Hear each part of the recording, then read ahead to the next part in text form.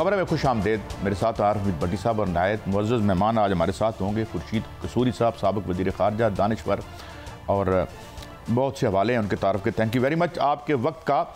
नाज़रीन, कुछ खबरें रन डाउन और फिर स्ट्रेट जाएंगे कसूरी साहब के पास। ईरानी जारियत पर पाकिस्तान का रद्द-ए-अमल आ गया। हमने अपना सफ़ीर वापस बुला लिया है।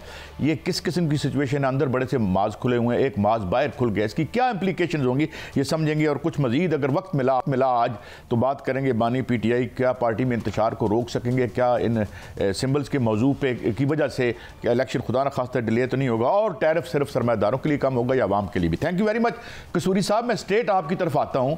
एक तो क्या प्रोवोकेशन थी, इसकी बैकग्राउंड तो खैर आप बताएंगे, मगर ये फौरी तौर पर क्या हुआ कि इतना बड़ा उन्होंने कदम उठाने का फैसला किया और इसकी इम्प्लीकेशन क्या होंगी जनाब कसूरी साहब? मुझे तकलीफ़ ज़्यादा इसलिए हो रही है कि मैंने देखा है कि किस नहज पे, किस ऊंचाई पे हमारे ताल्लुकात थे। मैं आपको दो वाक़यात सुनाऊंगा को अंदाज़ा हुआ, इसलिए तकलीफ़ भी ज़्यादा हो रही है। ये जो वाक़या है, मैं कह ये रहा था कि जो मुख्तलिफ़ ममालिक में डिफरेंट पावर सेंटर्स होते हैं। अमेरिका का तो हम सबको पता है, स्टेट डिपार्टमेंट है, वाइट हाउस है, वाइट हाउस की अपनी नेशनल सिक्योरिटी काउंसिल, प्रेसिडेंट का नेशनल सिक्योरिटी एडवाइज़र होता है। फिर वहाँ कांग्रेस है, कांग्रेस में जो सेनेट है और हाउस ऑफ रिप्रेजेंटेटिव्स, उनकी अपनी सियासत है। तो मुख्तलिफ मल्टीपल वॉइसेस से बोलते हैं। ईरान के बारे में अमूमन क्योंकि इतना समझा नहीं जाता, वहाँ भी लग ये रहा है कि पावर सेंटर्स काफ़ी हैं। एक तो खैर वहाँ की गवर्नमेंट है, एक वहाँ की जो मजहबी क़यादत है, जिसके उनके हेड ऑफ स्टेट भी तो नहीं, उनको वो जो उनके टॉप लीडर हैं उनके ख़ामेनेई साहब, आयतुल्ला ख़ामेनेई साहब, वो हैं। और फिर वहाँ ये जो पासदारान हैं, इस्लामिक रेवोल्यूशनरी गार्ड्स जो हैं।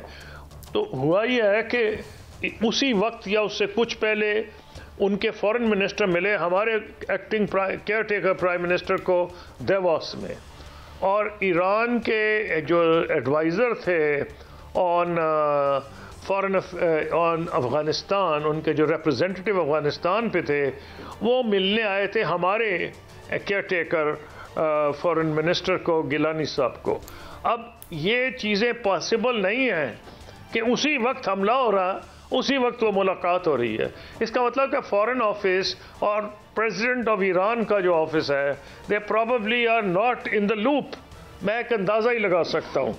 तो क्या हुआ है? हुआ यह है कि पिछले दिनों में कुछ वाक़यात हुए हैं। एक तो शाम में इनके जो मूसवी साहब थे, उन पे इसराइल ने हमला किया, उनको कत्ल कर दिया गया।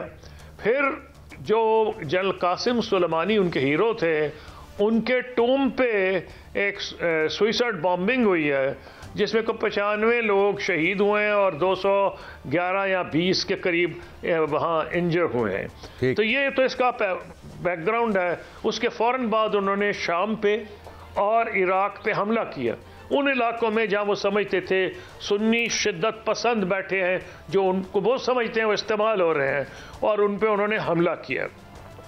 उनका ये ख्याल है कि शायद अमेरिका इनको यूज़ कर रहा है, ये तो खुदा जानता है उन्हें कौन यूज़ कर रहा है, और इसके बैकग्राउंड क्या इट्स नॉट क्लियर, लेकिन उन्होंने फ़ौरन हमला किया। लग ये रहा है कि बहुत प्रेशर में है वहाँ की सिक्योरिटी फोर्सेस कि आपने वो हमला हो गया, उनकी एनिवर्सरी पे 95 लोग शहीद हो गए, 211 या 15 वहाँ बड़ी सख्त उनको इंजरीज आई हैं। तो वो लैश आउट कर रहे हैं, और बग़ैर मैं समझता हूँ सोचे समझे दानिशमंदी का नहीं इसमें उन्होंने को मुज़ाहरा किया। ये मुझे पता है, मसलन जुंदुल्ला के जो हेड थे अब्दुल करीम रिग्गी साहब, उनको तो अरेस्ट हमने करके इनको दिया था, पाकिस्तान गवर्नमेंट ने 2011 में उनको अरेस्ट किया था, उनका ट्रायल हुआ था, उनको फांसी लगी थी। ईरान ने शुक्रिया अदा किया था पाकिस्तान का। अब तो ये तो ठीक है, उनके मैं मानता हूँ उनके हमले हुए हैं, और ये इस ग्रुप ने किए हैं, जैश उल अदल, और वो हर जगह से कर रहा है, ईरान के अंदर से भी कर रहा है और हमारी सरहद से भी कर रहा है। एक बड़ी अनफॉर्चुनेट सी एक स्टोरी हो गई है, हमारे अफगानिस्तान बॉर्डर पे भी ऐसी सिचुएशन है, वो यहाँ से भी कर रहे हैं। लेकिन जिस मुल्क से हमारे इतने अच्छे ताल्लुकात हैं, उसमें ठीक है, हमारी अमेरिका पाकिस्तान के ताल्लुकात को मद्देनज़र रखते हुए एक ख़ास level of tension, under currents of tension रहे हैं, टेंशन ओपन नहीं हुई। और उस हमारे जो गैस पाइपलाइन थी वो भी इसीलिए रुकी पड़ी है। लेकिन ताल्लुकात तो पहले दिन से, जो पहला मुल्क जिसने रिकग्नाइज किया पाकिस्तान को वो ईरान था। अब उनको इतना चाहिए था कि जब इतने चैनल्स ऑफ कम्युनिकेशन है दोनों मुल्कों में, और उनको ये पता था कि उनके फॉरेन मिनिस्टर भी मिल रहे हैं, उनके रिप्रेजेंटेटिव अफगानिस्तान भी मिल रहे हैं, ये तो नहीं हो सकता कि आनन फानन हमला हो गया ये इनकी तरफ से, पासदारान की तरफ से। तो ये बहुत अनफॉर्चुनेट सिचुएशन है। मैं क्यों इसको ज़्यादा अनफॉर्चुनेट कह रहा हूँ कि हमारी लेवल ऑफ अंडरस्टैंडिंग ये थी कि मैं जब ईरान गया था 2006 में, और उस वक्त प्रेसिडेंट अहमदी निजाद थे वहाँ के सदर, मैं गया था फाइनलाइज करने Iran Pakistan India gas pipeline का एग्रीमेंट। मैं तेहरान पहुंचा तो पता चला कि मेरे हम मनसब ने मुझे दावत दी थी, मुत्तकी साहब, तो वो मुझे वेलकम करने के लिए तैयार थे, हमारी मीटिंग्स हुई। लेकिन मुझे हैरानी हुई कि जब उन्होंने, फॉरेन मिनिस्टर ने कहा कि जी president of Iran Kirman Shah में हैं और उन्होंने अपना तैयारा भेजा है, प्रेसिडेंशियल एयरक्राफ्ट, कि आपको हम लेके जाना चाहते हैं वहाँ। मैं बड़ा हैरान हुआ। मैं वहाँ पहुँच गया, उन्होंने कहा जी आपको हम इसलिए लेके आए हैं कि आपने बड़ी कोशिश की ईरान गैस इंडिया पाइपलाइन की, और हम प्रेसिडेंट मुशर्रफ को और प्राइम मिनिस्टर मनमोहन सिंह को बुला रहे हैं कुछ दिनों के बाद। यानी एक तो हमारी ये लेवल। फिर मलेशिया की मुझे बात याद है कि ईरान के वज़ीर ख़ारजा किसी कॉन्फ्रेंस में आए हुए थे, और एक और कॉन्फ्रेंस में अमेरिका की secretary of state Condoleezza Rice आई हुई थी, और मैं दोनों कॉन्फ्रेंसेस में था। अब मैं सब भूल गया कौन सी थी। तो मुझे कॉन्डोलीज़ा राइस ने कहा मीटिंग के बाद कि भाई आपकी ईरानियों से बड़ी दोस्ती है, तो आप ये करें कि ईरान को हमारा मैसेज दें। सुना है आप आज फॉरेन मिनिस्टर ऑफ ईरान को मिल रहे हैं, मुत्तकी साहब को, वो हर चीज़ की खबर तो रखते हैं अमेरिकन। मैंने कहा मिल रहा हूँ। उन्होंने कहा जी उस वक्त ये वही वक्त था जो तकरीबन मिलता जुलता है हिजबुल्ला और ये इजराइल की जंग थी, और हिजबुल्ला का और लबनान पे अमेरिका हमला, ये इजराइल हमला कर रहा था, और हिजबुल्ला जो था उसके ऊपर ये यहाँ से हमले हो रहे थे। तो मुझे कहा कॉन्डोलीज़ा राइस ने कि आप जब मिलेंगे तो उनको मेरी एक मैसेज दे दें ईरान के वज़ीर ख़ारजा को, क्योंकि आपके बड़े अच्छे ताल्लुकात हैं ईरान के साथ। उन्हें ये कहें कि आपकी जो मिसाइल्स आ रही हैं हिजबुल्ला की, अगर वो तल अवीव पहुँच गई तो उनके ऊपर बड़े हरूफ में लिखा होगा, कैपिटल हरूफ में, मेड इन ईरान। इसका मतलब अगर वो तल अवीव पहुंची तो हम ईरान पे हमला करेंगे। मतलब ये एक खुली नंगी वार्निंग थी, या इसका मतलब ये निकाला जा सकता था। मैंने मुत्तकी साहब से मीटिंग अपनी जल्दी की, उनको मैंने कहा ब्रदर ये कहानी है, ज़रा केयरफुल हो जाओ। खैर वो नहीं तल अवीव उनकी गई। फिर मेरे दफ्तर में आए वो, उनके जो नेशनल सिक्योरिटी एडवाइज़र के हेड थे, बाद में प्रेसिडेंशियल इलेक्शन भी लड़े हैं वो, शायद वो स्पीकर हो गए क्या। अच्छा, वो अली लारीजानी साहब, बिस्मिल्लाहिर्रहमानिर्रहीम, तो इतनी क्लोज थी कि वो हमें कह रहे थे। अच्छा प्लीज आप बात कंप्लीट कीजिए। बोले मतलब गुजारिश ही है मैं क्या कह रहा हूं कि वो हमें कह रहे थे कि हमारे जो न्यूक्लियर प्रोग्राम पे अमेरिका के सस्पिशंस है रिमूव करें। अब कुजा वो ताल्लुकात और कुजा ये कि मैं तो समझता हूँ बहुत ही गैर दानिशमंदी का मुजाहरा ईरान ने किया है। और मुझसे लोग पूछते हैं पाकिस्तान को क्या करना चाहिए। देखें, पाकिस्तान को इस सिचुएशन को हैंडल ऐसे करना चाहिए कि कौमी वकार का ख्याल रखा जाए, लेकिन हालात को ऐसे ना ख़राब किया जाए कि अफ़गानिस्तान से पहले ही ख़राब है, इंडिया से मुझे आपको बताने की ज़रूरत कोई नहीं। तो मैं ये कह रहा हूँ कि जो फ़ॉरेन ऑफिस ने, जो अभी तक मुझे रिपोर्ट्स हैं, उन्होंने अपना सफ़ीर बुला लिया है, और उनके सफ़ीर को शायद कहा है कि 10:30 वो तशरीफ़ ना लाएँ वापस इस्लामाबाद। ये लेट फॉरेन ऑफिस हैंडल, ये फॉरेन ऑफिस के मैटर्स इस तरह हैंडल होने नहीं चाहिए कि जिसमें उन पर प्रेशर पड़ने लगे बाहर से। इससे मुल्क के मफादात को नुकसान पहुंचेगा। We have to respond, we must respond, but we must respond carefully and cautiously. अच्छा, गुजारिश है कि आप फरमा रहे हैं कि हमारा बड़ा पुराना दोस्त है, ईरान ने हमें तस्लीम किया, बड़े बरादराना दोस्त थे आप, जैसे बड़ी डिटेल आपने बताई। तो क्या वजह हुई कि चंद दिन रोज कबल ईरान में भारतीय वजीर खारजा जाते हैं, प्राइम मिनिस्टर केयर टेकर से भी मुलाकात होती है, फिर वो आनन फानन पाकिस्तान की हदूद में आकर हमला कर देते हैं, तो रिएक्शन पे तौर हुए पाकिस्तान अपना सफीर बुला देता है। तो इसके दूरस्थ नताइज किस तरफ जाते हुए आप देख रहे हैं? जी, मुझे जो नज़र आ रहा है कि ये मेरी तो हमेशा ख्वाहिश है कि ईरान से और सब हमसायों से हमारे ताल्लुकात बेहतर हों, लेकिन एक इसकी ये पॉसिबिलिटी है कि तुर्की, ईरान और सऊदी अरब शायद कंपेल हो कि ज़्यादा पॉलिसीज़ को कोऑर्डिनेट करें। एक ये पॉसिबिलिटी है, लेकिन मैं चाहूँगा कि हम इस चीज़ को कंटेन करें। ये जो सिचुएशन पैदा हुई है इसे हमें कंटेन करना चाहिए, इसको मज़ीद भड़काना नहीं चाहिए। लेकिन आप जब फरमाते हैं कि ज़ाहिर हमें अपना वकार है, हम एक न्यूक्लियर जो भी है, हम अब what would you suggest in concrete terms कि इसको हम रिजॉल्व भी कैसे करें? और मैं ये सजेस्ट करूँगा जी, मेरा ये ख्याल है कि चाइना इसमें कोई रोल अदा कर रहा होगा। नहीं कर रहा तो उसे कहना चाहिए प्राइवेटली कि वो मामले को ठंडा कराए। एक बात तो ये है। और चाइनीज़ इनको, ईरानियन को समझाया जाए भी आपके बड़े कम दोस्त हैं इस इलाके में, हम तो आपके दुश्मन नहीं, आप ज़बरदस्ती क्यों तुल गए हैं?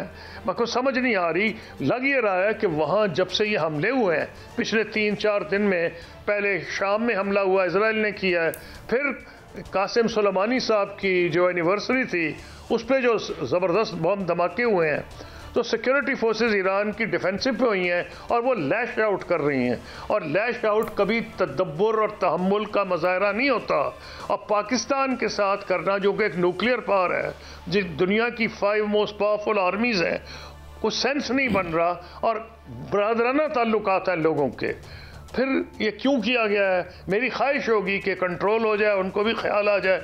और कसूरी साहब, ईरान में जैसे आप कह रहे हैं कि बहुत पावर्स के बहुत सारे फैक्टर हैं, सेंटर्स हैं, तो डू यू थिंक वहाँ की हुकूमत या जो इंतहा पसंद तंजीमें हैं या उनका काम है, या जो भारत चंद दिन पहले उधर गया था उसने ऐसे हालात किए कि इस रीजन पे हालात ख़राब हो और पाकिस्तान जो दरीना दोस्त है ईरान का आमने सामने आए? कुछ इस फैक्टर पर भी गौर किया जा सकता है? नहीं, ईरानी को बच्चे तो नहीं है ना जी, बड़ी कदीम ताकत है। उनके फॉरेन ऑफिस ने मुनासिब भी जवाब दिया होगा। उनको पता है कि भारत ने इजराइल की जो अभी हमास की इसकी जंग है हमास की, क्या हिंदुस्तान का रोल था। बाद में हिंदुस्तान ने को अपना रोल चेंज किया है जब उसको सख्त उस पर तनकीद हुई है अरब दुनिया में। तो वो तो जानते हैं कि इंडिया अमेरिका का कलीदी दोस्त है इस इलाके में। तो ये वो इतने बच्चे तो नहीं कि उनको ये बात समझ नहीं आ रही है। और इंडिया उनका स्ट्रेटेजिक पार्टनर है और अमेरिका ने बाय चॉइस, अमेरिका क्योंकि उसको पता है कि पाकिस्तान उनका पार्टनर नहीं हो सकता इन कंटेनिंग चाइना।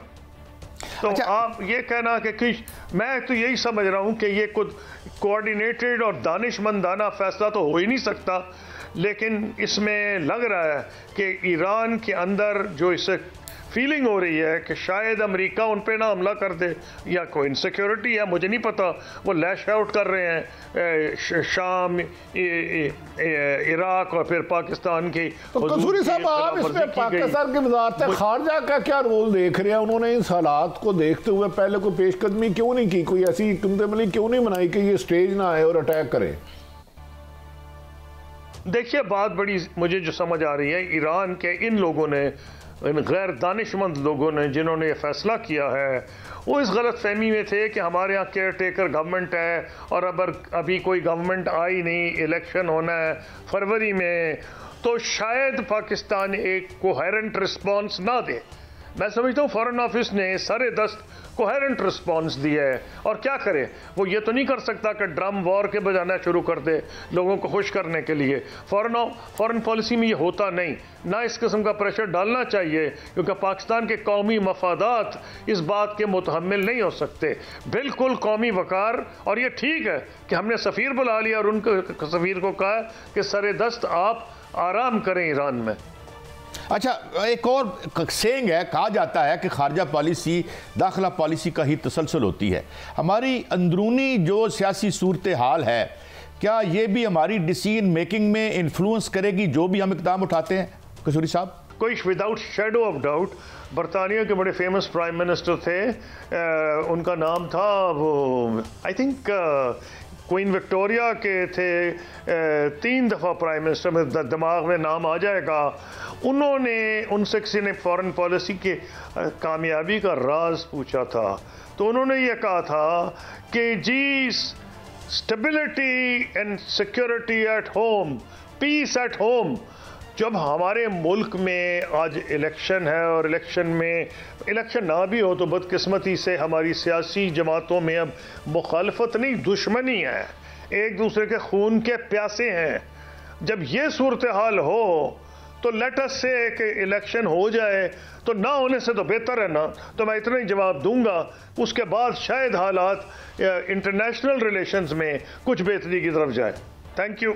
बहुत शुक्रिया। हमारे साथ मौजूद थे जनाब खुर्शीद कसूरी साहब। बड़ी वजाहत से उसको एक पूरे तारीखी पस मंज़र में रख के उन्होंने और फिर उसके फ्यूचर के हवाले से बात की।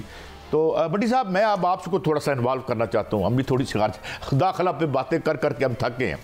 तो जिस तरह उन्होंने ये कहा है कि यहाँ पर एक इलेक्टेड गवर्नमेंट होना इन हालात में वो बहुत ज़रूरी है, जो जिम्मेदारी ले सके और जिसके पॉलिटिकल स्टेक्स भी हों। आप क्या कहेंगे?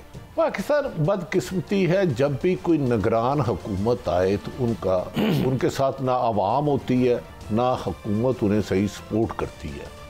वो एक महज उनका एक रोल होता है इलेक्शन कराने के लिए। बदकिस्मती से कुछ लोगों ने इस रोल को बहुत ज़्यादा बढ़ा दिए, जो 3 माह था 1 साल हो गया। इस वजह से उनकी प्रायोरिटी बादिउल नज़र में कोई फॉरेन पॉलिसी पर उनकी इतनी गहरी नज़र लगती नहीं। और बज़ाहिर जिस तरह मोहतरम वज़ीर प्राइम मिनिस्टर दाखिला निगरान कर रहे हैं, उनका इतना विजन भी नहीं लगता कि वो इन हालात में कोई बड़ा फैसला कर सके। ऐसे में यकीनी बात है ईरान पाकिस्तान का दरीना दोस्त था, उसको ये हमला नहीं करना चाहिए था, किसी भी सूरत नहीं करना चाहिए था। अफ़गानिस्तान में ऑलरेडी हमारी पाक फ़ौज के जवान बहुत बड़ी तादाद में शहादतें दे चुके हैं, हम पर बेपनाह हमला हो चुका है। गुलभूषण भी तो ईरान से ही आता था ना, तो थोड़ा सा उन्हें भी तहम्मुल करना चाहिए कि इस रीजन में पाकिस्तान के साथ वो लड़के जो ऑलरेडी दहशतगर्दी का शिकार है। तो ऐसे में बदकिस्मती है काई साहब, हमारी हुकूमत जो निगरान है वो शफाफ इलेक्शन कराने की बजाय अपने और मामलात में ये बिल्डिंग बना दो, ये बिल्डिंग लगा दो, ये 5 साल का प्रोजेक्ट कर लो, ये 20 साल का कर लो, तो शायद मुल्क की जो सफारती पॉलिसी थी जिसे मजबूत होना चाहिए था, वो कहीं मैं ब्रेक में जा रहा हूँ, आप बात मुकम्मल करें, वो कहीं इग्नोर हो रही है। तो यकीनन मेरा ख्याल है कि अब जब से हमला हुआ है तो यकीनी बात है पाकिस्तान के अहम अदारे जो इस्टेब्लिशमेंट है वो और हुकूमत इस पर गौर कर रही होगी और इसका ऐसा जवाब दिया जाएगा कि पाकिस्तान की इज्जत और वकार पे कतन कोई कंप्रोमाइज़ नहीं किया जाएगा। चाहे निगरान भी हो, हुकूमत तो पाकिस्तान की है ना, इन्हें पाकिस्तानी मफाद सोचना है। इस तरह तो कोई मजाक थोड़ा कि जो मर्जी मुल्क चाहे तो हमारे मुल्क में आके हमारी सरहदों के पार आके हम पर हमला कर दे और हम खामोश रहे, तो बेहतर यकीनन हुकूमत इस पर बेहतर स्ट्रेटेजी। अच्छा, मैं ब्रेक की तरफ भट्टी साहब जा रहा हूँ, मगर एक बात याद दिलाना चाहता हूँ कि जंग में जब यहाँ आर्मी चीफ असलम बेग साहब थे और नवाज शरीफ साहब की गवर्नमेंट थी, तो हमने अपनी फ़ौजें नहीं भेजी थी। तो हमारा इस तरह से एक बहुत बड़ा और फिर बहुत एक बड़ी कम्यूनिटी भी है, हमारे भाई हैं, मुसलमान भाई हैं। तो मेरे ख्याल में इससे हमें निकलना चाहिए। एक ब्रेक की तरफ जाते हैं, ये गुफ्तगू जारी है, आप हमारे साथ रहिए।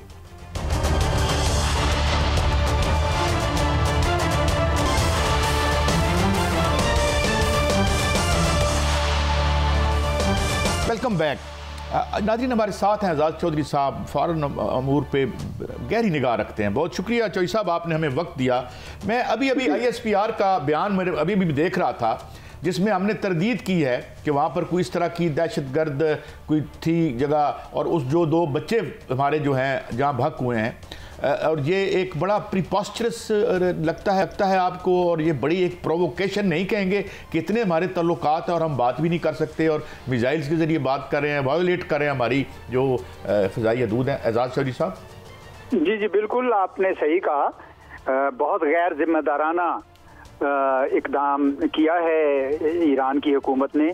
मेरे लिए तो बड़ी हैरत का बायस है कि पाकिस्तान और ईरान तो दोस्त मुल्क हैं, कोई तनाज़ा नहीं, बॉर्डर पे मसाइल रहते हैं और हमारे भी गिले हैं, बहुत सारे गिले हैं। BLA उधर आती जाती रहती है, वहाँ से हिंदुस्तान के कई जासूस भी आए गए, लेकिन पाकिस्तान ने तहम्मुल का, ज़ब्त का मुजाहरा किया। तो ये इस तरह का इश्तियाल अंगेज एक कदम उठा लेना, मेरे ख्याल में पाकिस्तान ने जो बड़ा सख्त एहतजाज किया, सफारती एहतजाज, ये बिल्कुल बजा है। और अब ईरान पे ये वाजिब है कि वो उसको सही तरह एक्सप्लेनेशन दे ये कोई बात नहीं है कि जी आप कह दें कि आपने पंजगूर में अटैक कर दिया, कोई जैशुल अदल का हेडक्वार्टर था ये वो, और पता चलता है कि जी वहाँ पे ग्राउंड पे तो बच्चे शहीद हो गए। तो ये मेरे ख्याल में बहुत ही गैर जिम्मेदाराना काम किया ईरान ने। पाकिस्तान की तरफ से ये जो सफारती एहतजाज है ये बिल्कुल दुरुस्त है। ये ज़रूर है कि अब सफारती एहतजाज जो है इसको अभी एकदम से नहीं बढ़ाना चाहिए कि जी हम भी टिट फॉर टैट करें। अभी ईरान की तरफ से इसका जवाब आना चाहिए जो हमने इक़दाम किए हैं। जी अच्छा, आप क्या समझते हैं जो ईरान ने इतना बड़ा स्टेप कर दिया, जो दरीना दोस्त है इसमें दो राय कोई नहीं, बजाय इसके वो सफारती सतह पर उसे कोई शिकायत थी तो पाकिस्तान के सफारत खाने से रब्ता करता और इस तरह मिसाइल हमला कर देना अचानक एक इंडिपेंडेंट मुल्क पर, डू यू थिंक कि अब उन्हें कोई एहसास हुआ होगा कि इसे किस तरीके से दोस्ती की तरफ लाया जाए या इस इशू को कंट्रोल किया जाए? देखिए भट्टी साहब, इनको एहसास तो होना चाहिए। हुआ है कि नहीं ये तो अब अगले 24 घंटे बताएंगे, लेकिन ईरान को बिल्कुल इसकी इन्वेस्टिगेशन करने की जरूरत है। क्या ये किसी लोकल कमांडर का एक्शन था या सेंट्रल गवर्नमेंट से पूरी अथॉरिटी टॉप लीडर से थी? तो ये बड़ी अजीब सी बात है कि हमारे इंटरिम वजीर आजम को मिल रहे हैं उनके वजीर खारजा और कोई जिक्र नहीं कर रहे हैं, और फिर अचानक इतना बड़ा कदम, यानी आप एक दोस्त मुल्क के अंदर मिसाइल और ड्रोन से हमला कर दें, ये किसी तौर पर भी काबिल कबूल नहीं है। ये सही है कि पाकिस्तान के लिए ज़रा ये कोई ट्रांजिशन का वक्त है, लेकिन पाकिस्तान के अंदर पूरे एक स्टेट अपरेटस मौजूद है। तो ये ईरान ने बहुत, मेरे ख्याल से बहुत ही गैर जिम्मेदाराना। तो क्या पाकिस्तानी हुकूमत को, एजाज साहब आप क्या समझते हैं, क्या हिकमत अमली अपनानी चाहिए कि उन्हें ईरान को एहसास भी हो कि उन्होंने गलती की और उसकी तलाफी के लिए कोई ऐसा रास्ता निकले कि आइंदा कशीदगी कम हो? देखिए, मुझे ये पता है कि दोनों मुल्कों के दरमियान बड़े कई किस्म के टीयर्स बने हुए हैं जिसके अंदर बातचीत होती है बॉर्डर के ऊपर। सिविलियन भी हैं, मिलिट्री भी है, हमारी एफसी भी है। तो ये मामला वहाँ पे उनके साथ बात करनी चाहिए थी। ये क्या बात हुई कि उन्होंने इस तरह का अटैक कर दिया? पहले भी हमारे पेट्रोल भी शहीद हुए हैं कई बार। तो मैंने जिस तरह कहा ना कि हमारी तरफ से जो अभी कदम उठाया है एकदम से कि एहतजाज किया है, उनके सफ़ीर को भी रोका है, अपने सफ़ीर को वापस बुलाया है, ये पहले कदम के तौर पर दुरुस्त है। डिप्लोमेसी को पूरा चांस देना चाहिए। ईरान के साथ हमारे रवाबत ख़त्म नहीं होने चाहिए। मेरे ख्याल में उनके सदर के साथ, उनके रहबर के साथ बात करनी चाहिए हमारे लीडरशिप को, और उनसे उन्हें एहसास दिलाएं इस बात का कि जनाब ये आपकी तरफ से दुरुस्त रवैया नहीं है एक दोस्त मुल्क की तरफ। तो पहला चांस तो डिप्लोमेसी को मेरे ख्याल में भट्टी साहब देना चाहिए। अच्छा चौधरी साहब, ये फरमाइए, अभी अभिनंदन का मामला था, हमने बड़ा डिसेंटली, क्योंकि वो ईरान के रास्ते यहाँ आया था, और उसके अलावा अभी मशकें भी हमारी साथ कलभूषण, सॉरी कलभूषण की बात कर, कलभूषण, प्लीज माफ कीजिएगा, वो हमने डिसेंटली हैंडल किया, और हालांकि वो बहुत बड़ी एक प्रोवोकेशन थी। दूसरी ये कि एक तरफ हमारी मशकें भी चल रही हैं, पीएम साहब से स्विट्जरलैंड में मुलाकात भी हो रही है, तो क्या कोई मुख्तलिफ पावर सेंटर्स हैं, जिस तरह भी कसूरी साहब कह रहे थे कि वो कोऑर्डिनेशन नहीं है ईरानी स्टेट में, कोई ऐसा भी आपको लगता है बात? ये हो सकता है जी, क्योंकि कई बार ये होता है ना कि जोश में आके कोई मकामी कमांडर एक फैसला कर देता है और उसका वो दाग देता है, लेकिन अभी तक कोई ईरान की हुकूमत से वजाहत आनी चाहिए थी, और अगर वजाहत नहीं आती तो ये तसव्वुर किया जाएगा कि वहाँ से उनकी आशीर्वाद शामिल थी इसमें, जो बहुत तशवीश की बात। तो इसलिए मैंने कहा कि हमारी तरफ से फौरी तौर पर रहबर के साथ और ईरानी सदर के साथ राब्ता होना चाहिए। उनसे ये पूछना चाहिए कि जनाब ये नीचे क्या हो रहा है, कि क्या ये आपकी इंस्ट्रक्शंस के साथ ये एक्शन लिया जा रहा है या कोई खुद बहुत कर रहा है। ये बहुत बात तक तय तक पहुंचना पहले 24 घंटे में बहुत ज़रूरी है, क्योंकि ये मुनासिब, उन्होंने बहुत ज़्यादा मेरे ख्याल में रेड लाइन क्रॉस की है पाकिस्तान की। देखिए, आपने बड़ी अहम बात की, अगर किसी ज़ाती गिरोह ने एक ने बगैर मर्जी की है तो ईरान हुकूमत पाकिस्तान हुकूमत से बात करके मामला को तय कर सकती थी कि हम इन्वेस्टिगेशन कर रहे हैं, हमारी मर्जी के बगैर हुआ है। बेहतर हालात तो ये है, लेकिन कमो बेशतर 18 घंटे हो गए हैं, लेकिन अभी तक उनकी तरफ से या 20 घंटे हो गए हैं, तो कोई ऐसा रिस्पांस नहीं आया, और पाकिस्तान ने अपने सफीर मंगवा लिए और उनको कहा उधर है। तो क्या ये आइंदा चंद घंटों में मामला अगर सेट हो जाते हैं तो नहीं तो कोई खुदा ना खास्ता ज़्यादा हालात ख़राब हो सकते हैं?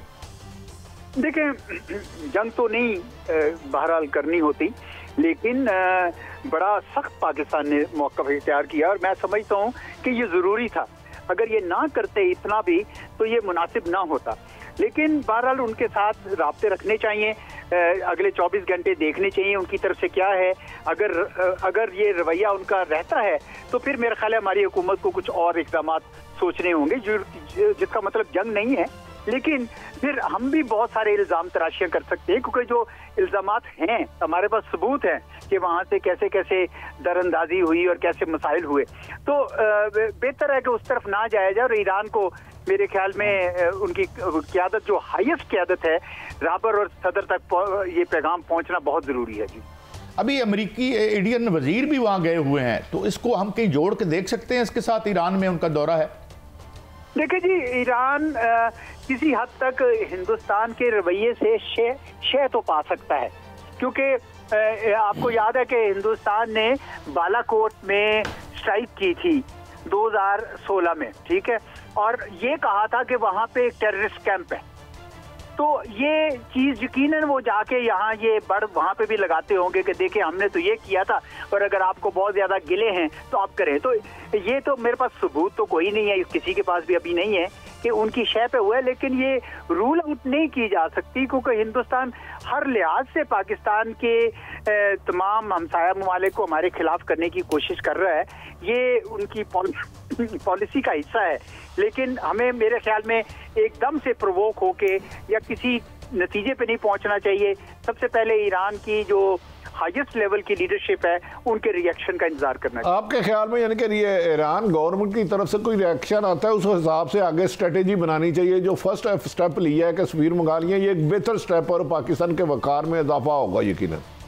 मैं समझता हूँ बड़ा जिम्मेदारी का सबूत दिया पाकिस्तान में। बड़ा प्रोवोकेटिव एक्शन था ईरान का, लेकिन हमने जितनी जिम्मेदारी का सबूत दिया है, मुझे आज पाकिस्तान के ये जो भी हमारा निज़ाम है उस पर खुशी हुई है। हम भी कर सकते थे सख्त कोई कदम, लेकिन मेरे ख्याल में पाकिस्तान ने बहुत जिम्मेदारी से बहुत शुक्रिया एजाज चौधरी साहब, साबिक सफीर हमारे साथ थे, हमें एनलाइटन किया। बटी साहब, मैं आपसे एक बात और भी पूछना चाहता हूँ, फौरन बात, यहाँ इकोनॉमिक क्राइसिस चल रहा है, पॉलिटिकल क्राइसिस यहाँ पे चल रहा है, और एक खारजा महाज भी हमारा खुल गया है। तो आप कितनी अहलियत देखते हैं, मैं सवाल छोड़ के जा रहा हूँ, कितनी अहलियत देखते हैं हमारी हुकूमत जो इस वक्त इन प्लेस है? तो मैं एक इस ब्रेक के बाद पूछूंगा आपसे जी, एक ब्रेक, और बड़ी साहब से इस पे इनकी राय लेते हैं।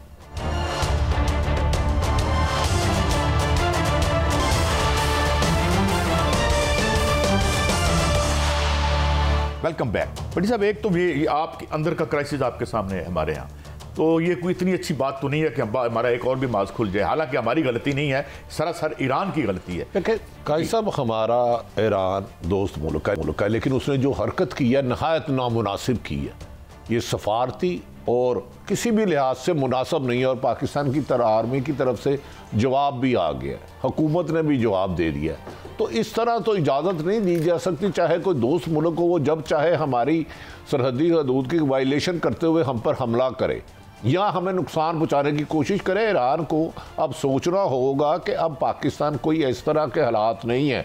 अगर भारतीय कोई गया है वजीर, तो उन्होंने उनकी तरफ से जो दरअंदाजी पाकिस्तान में होती नहीं, पाकिस्तान ने हमेशा आर्गूमेंट से किया। रह गई बात, आपकी हुकूमत इसकी अहल नहीं है। जो पाकिस्तान में इस वक्त निगरान हुकूमत है, फ़ौज के होते हुए पाकिस्तान की सरहदें महफूज हैं, पाकिस्तान महफूज है अल्हम्दुलिल्लाह, लेकिन मौजूदा जो हुकूमत है कैसा बदकिस्मती है, ये मुल्क में इस्तेकाम लाने की बजाय सिर्फ सियासी इंतकाम की तरफ लगे हुए हैं, एक जमात को कॉर्नर करने के लिए लगे हुए हैं, अपनी जिम्मेदारियों से बज़ाहिर बादियों नज़र में मुझे गाफिल लगते हैं। सबसे पहले पाकिस्तान है हमारे लिए, निगरान हुकूमत भी मेरी है, आपकी है। इन्हें पाकिस्तान इस इशू पे जो हमारी हुकूमत फैसला करेगी, पूरी कौम साथ है। दूसरी तरफ नाज़रीन, काजी साहब, पाकिस्तान में जब तक अभी खुर्शीद कसूरी साहब ने भी फरमाया था कि जब तक मुल्क में इस्तेकाम और अमन नहीं आएगा तो आपकी सफारती तल्लुकात भी थोड़े से कशीदा रहेंगे। मैं अब थोड़ी सी मैंने हम देखें, ISPR ने भी कहा है कि हम इस किसी भी जारियत का मुंह तोड़ जवाब देंगे और हम उसकी सलाहियत भी रखते हैं। मगर भट्टी साहब, मैं थोड़ा सा अब जरा लोकल आपसे मैं बात करना चाहता हूँ यार, क्योंकि तशनगी न रह जाए towards the end of the show. मुझे ये फ़र्क बताएं कि एक इंतशार की खबरें बड़ी तवातुर से आ रही हैं कि जो PTI है उसमें एक इंतशार आ गया है इस बल्ले के बाद। तो आपको लगता है कि कोई ऐसी कैफियत है कि ब्लो अप कर रहे हैं? नून लीग और कुछ लोगों ने मीडिया सेल बनाया और बहुत तेजी के साथ प्रोपेगेंडा किया जाएगा और इलेक्शन से 2 रोज कबल हो सकता है नेट भी बंद करने की कोशिश की जाए। मैं ये नहीं कह रहा कर दी जाएगी, लेकिन ये ज़ेर गौर है, ये ज़ेर गौर है, क्योंकि निशान लेने के बावजूद भी आम आवाम PTI का कैंपेन चला रही है, लीडर पुलिस से भाग रहे हैं, बचे हुए हैं। हाँ, इख्तलाफा जरूर है, लेकिन ये जो शेर अफजल मुरव्वत है, ये तो कोई तरीका नहीं। आप पार्टी क़यादत के पूछे बगैर आप कराची चले जाए, को खाला जी का घर है किधर। नवाब इमरान खान ने वापस बुला लिया, हामिद खान साहब उनके खिलाफ बात कर रहे हैं, वो रऊफ हसन के खिलाफ बात कर रहे हैं। सियासी जमातों में इख्तलाफात हो रहे हैं, लेकिन कई सब ये माने आपकी मौजूदा निगरान हुकूमत ने पूरी की पूरी PTI की 90% क़यादत को गिरफ्तार कर लिया, किसी ना किसी को हर बहाने से जेल में डाल लिया, तो आपने सारी उसको बखेर दिया, लेकिन आवाम का काउंटर आप नहीं कर पा रहे। अब आवाम उनका चला रही है। अब आपको पता है लास्ट नाइट क्या मिन्नत चल रहा हुआ है कि अल्लाह का वास्ता जी आजाद भी दी जाएंगे, ना को साड़ी जान बचाओ। अब मैं आपको ये खबर दे रहा हूं, नस जाइए बड़ी साहब। अच्छा, मुझे नहीं पता। मुझे एक और बात बताएं कि एक कॉन्स्टिट्यूंसी में खबर आई कि एक निशान गटार का दिया आपने, 7 वायलन दे दिया। अब वो बेचारा चला गया, उसने कहा कि हजूर ये मिलते जुलते हैं, कम से कम आप मुझे खीरा दे। चल ही रहे ना मिर्च, खीरा, टिंडे, तो मतलब बदल इस तरह की क्या सब ये एक लाफिंग स्टॉक बन गया। मुतनादा दिए गए, तज़ीक में दिए गए और उसमें कमीशन शामिल है, और ये नून लीग फैसले करती रही है मुबैना तौर पर टिंडे टमाटर दो करना, किसी को भिंडी टिंडा, ऐसे एक खबर तशना रह जाएगी। एक बात आप मुझे कह रहे हैं कि हुण आजाद नूं भी खत्म कर दो। मैं आपको खबर दे रहा हूं। अच्छा, मुझे बता दें किसी अखबार उसको नुमाइंदे को लाहौर में, पंजाब में, पाकिस्तान में सबसे ज्यादा उम्मीदवार PTI के हैं आज भी, कि अपने हलके में जाते हैं साथ ही रेट हो जाती है 5 मिनट बाद। यार खुदा का वास्ता, ये मुल्क पाकिस्तान सब पाकिस्तानियों का है। उमर अयूब साहब को नून लीग के अलावा सारे ही इस मुल्क से मोहब्बत नहीं करते। नून लीग भी हमारे लीडर है ना, बिल्कुल। लेकिन कादी साहब जिस तरह ये कर रहे हैं ना, ये मुल्क को इस्तेकाम की तरफ नहीं। ये इलेक्शन अगर इसी तरह करते रहे नाइंसाफियां, तो इंतशार मजीद बढ़ेगा, खदशा है मुझे खुदा ना खास्ता। अच्छा, कल एक उमर अयूब साहब का वीडियो मैसेज था जिसमें उन्होंने कहा है कि आप उम्मीदवारों को की तवक्को ना रखें कि वो आपके सामने आएंगे इलेक्शन में, लेकिन उन्होंने कहा कि 25-25 लोग एक कॉन्स्टिट्यूंसी में हम आप मुतहरक हो जाएं गैर महसूस तरीके से। ये स्ट्रेटजी आपकी? काजी साहब, ये हुकूमत है कि उम्मीदवार नहीं आएंगे, क्या वजह कि पुलिस पकड़ लेगी, उसके बीवी बच्चों को पकड़ लेगी। डू यू थिंक ये वाली निगरान हुकूमत इस मुल्क में या इलेक्शन कमीशन शफाफ इलेक्शन करा सकता है कि एक जमात का सेक्रेटरी जनरल कह रहा है कि हो सकता उम्मीदवार ना आए? भाई इनके अंदर भी, हाँ इमरान खान के अंदर भी एक फरत नामी बंदा है, वो जो भागा हुआ है, लेकिन है किसी और के सेट। इमरान खान के साथ पहले था वो सारी। खान साहब भी बड़े बाकमाल आदमी हैं, लेकिन कुछ लोग, हाँ नहीं, खान साहब देखे ना, उस्मान मुजदार को रख लिया, वो कहाँ है? शहजाद अकबर, वो आज कहाँ? यानी सारी दुनिया की दुश्मनी मोल ले ली। तो जो सनम जवेद जैसे हजारों लोग इस वक्त जेलों में हैं, उन्होंने तो कभी इमरान खान को देखा नहीं, तो वो तो उसके विजन के साथ है, उसके मकसद के साथ है। तो ये मफाद पर हाफिज फर्ज टाइप लोगों को फारग करे। अच्छा, एक और मैं बात क्योंकि रह ना जाए, और दरख्वास्त है हमारी जो है गोहर एजाज साहब हैं, और भाई साहब अमैन नियाजी के बारे में भी खबर आई है, हम कल परसों देंगे। बड़ी खौफनाक PTI के एक सीनियर मोस्ट रहनुमा ने कुछ एविडेंस कहा है कि उनके बारे में जाके मैं चेयरमैन तहरीके इंसाफ को, बानी चेयरमैन को जेल में दूंगा।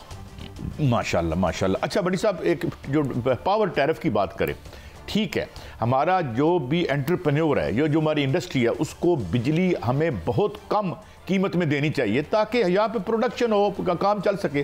पर यार वो गरीब आदमी, क्लर्क जो है, एक जो मजदूर है, उसकी बिजली की कीमत कम नहीं करनी। काजी साहब, ये एप्टमा का कोई बंदा है जो खरबपति से कम है, सब्सिडी सब उनको दे रहे हो। जो गरीब आदमी 10, 20, 25, 30 हज़ार कमा रहा है, उससे बल्ब की भी रोशनी छीन रहे हो। इनको रिबेट इतनी देते हो, ये 10 तरीके से पैसे कमा लेते हैं। खुदा के लिए 25 करोड़ आवाम के लिए भी दो। ये एप्टमा के चंद मगरमच्छों को सब कुछ ना दे। इंडिया की मिसाल देख ले, 300 यूनिट फ्री है वहां पे। तो आपका 300 यूनिट अगर बिल आ जाए तो आप घर का किराया नहीं इधर दे सकते, खाना नहीं खा सकते।